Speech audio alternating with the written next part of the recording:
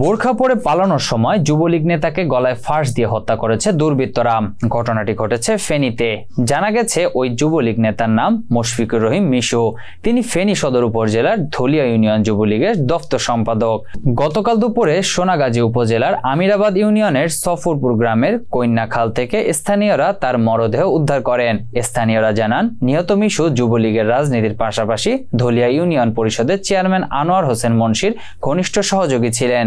5 August সোমবার সাবেক প্রধানমন্ত্রী শেখ হাসিনার দেশ ছেড়ে যাওয়ার খবর চাউর হলে এলাকায় উত্তেজনা তৈরি হয়। এ সময় বিক্ষুব্ধ জনতা মিছিল শুরু করে ধলিয়া বাজারে অবস্থান নেন।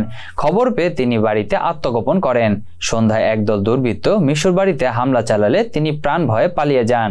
স্থানীয়দের ধারণা, প্রাণ বাঁচাতে মিশু বোরখা পরে পালানোর সময় দুর্বৃত্তরা তাকে আটক করে গলায় ফাঁস দিয়ে হত্যার পর মরদেহ খালে ফেলে দেন। সফরপুর গ্রামের এক বাসিন্দা জানান, মরদেহ উদ্ধারের পর খবর পেয়ে নিহতের স্ত্রী ঘটনাস্থলে পৌঁছান।